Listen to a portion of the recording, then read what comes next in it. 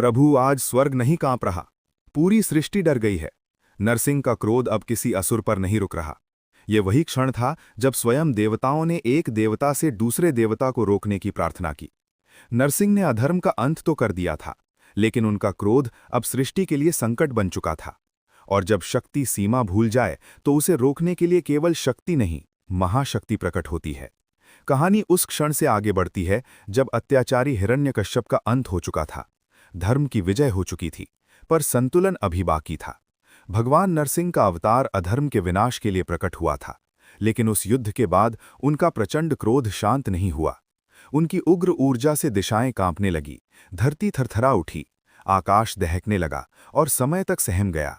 देवताओं को भय हो गया, यदि ये क्रोध न रुका तो वो शक्ति जो सृष्टि की रक्षा के लिए आई थी उसी सृष्टि का विनाश कर देगी।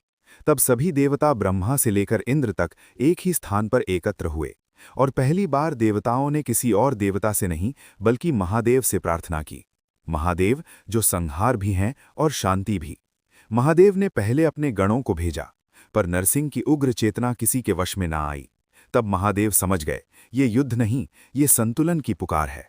आकाश में गूंज उठी एक दिव्य गर्जना, और उसी क्षण प्रकट हुआ महादेव का अद्भुत शरभ स्वरूप।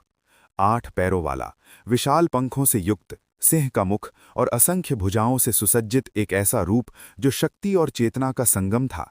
शरभ ने नरसिंह पर आक्रमण नहीं किया। वो युद्ध नहीं था, वो नियंत्रण था। एक ही क्षण में शरभ ने नरसिंह को अपने पंखों में समेट लिया, जैसे माँ उग्र होते बालक को हृदय से लगा ले। धीरे धीरे नरसिंह का क्रोध शांत होने लगा। उन्हें एहसास हुआ उनके सामने कोई शत्रु नहीं, स्वयं महादेव खड़े हैं। क्षण भर में क्रोध ने समर्पण किया और शक्ति ने मर्यादा को स्वीकार किया। यही है शरभ अवतार का रहस्य।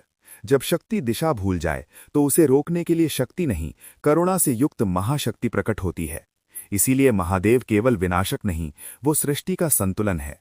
यदि ये कथा आपके भीतर भी श्रद्धा जगाती है तो हृदय से लिखिए, हर हर महादेव।